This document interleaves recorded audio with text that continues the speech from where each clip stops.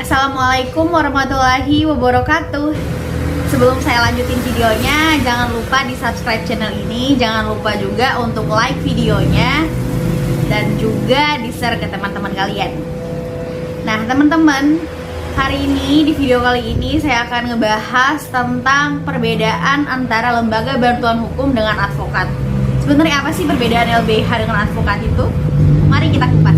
Teman-teman, pengaturan tentang lembaga bantuan hukum kita dapat melihatnya dalam Undang-Undang Nomor 16 Tahun 2011 tentang bantuan hukum. Jadi LBH atau lembaga bantuan hukum ini adalah salah satu pemberi bantuan hukum, di mana sudah diatur dalam Undang-Undang Nomor 16 Tahun 2011 dalam pasal 1 ayat 3 yang berbunyi bahwa pemberi bantuan hukum adalah lembaga bantuan hukum atau organisasi kemasyarakatan yang memberikan layanan bantuan hukum. Nah, kemudian layanan bantuan hukum ini adalah layanan jasa hukum yang diberikan oleh pemberi bantuan hukum secara cuma-cuma kepada penerima bantuan hukum. Lalu siapakah penerima bantuan hukum ini? Nah, penerima bantuan hukum ini adalah setiap orang atau kelompok orang miskin atau tidak mampu, yang tidak mampu dalam memenuhi hak dasarnya, yakni hak pangan, sandang, papan, kemudian kesehatan, perumahan, berusaha ataupun pekerjaan. Nah, masyarakat atau setiap orang atau kelompok orang yang tidak mampu ini dapat meminta layanan bantuan hukum kepada salah satu lembaga bantuan hukum di daerahnya, dan salah satu syaratnya adalah surat keterangan tidak mampu dari kelurahan atau desanya.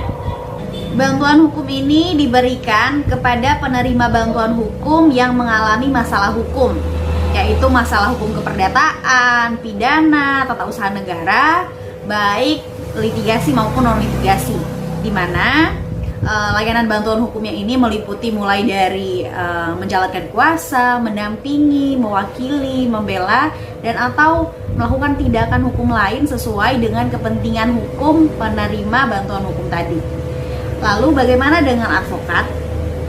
Advokat ini sendiri sudah diatur dalam Undang-Undang Nomor 18 Tahun 2003 tentang advokat, di mana dalam pasal 1 angka 1 Undang-Undang Advokat menyatakan bahwa advokat adalah seseorang yang berprofesi memberikan jasa hukum baik di dalam pengadilan maupun di luar pengadilan yang memenuhi persyaratan berdasarkan Undang-Undang Advokat.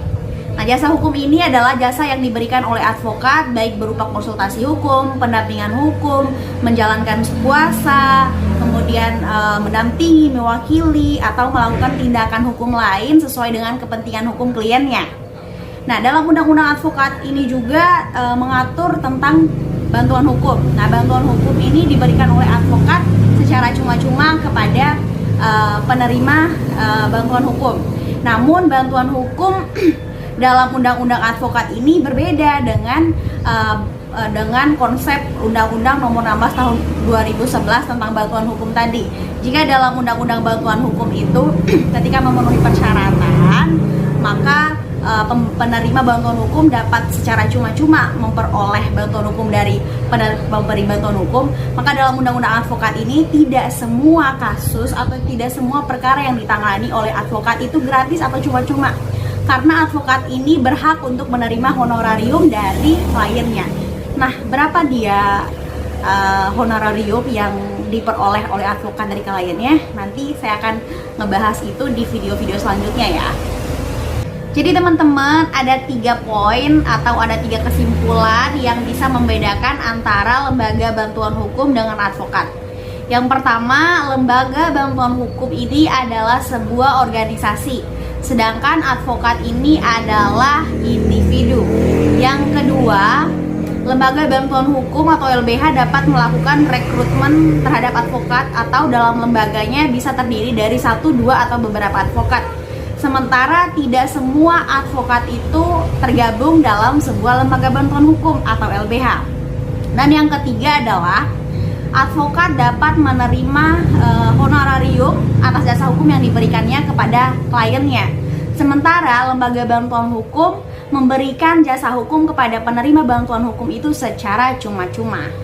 Jadi itu dia, ada 3 poin yang bisa saya sharing. Dan terima kasih untuk kalian yang sudah nonton. Sekali lagi buat kalian Jangan hanya nonton tapi wajib subscribe channel ini biar aku semangat lagi untuk buat videonya. Dan wassalamualaikum warahmatullahi wabarakatuh.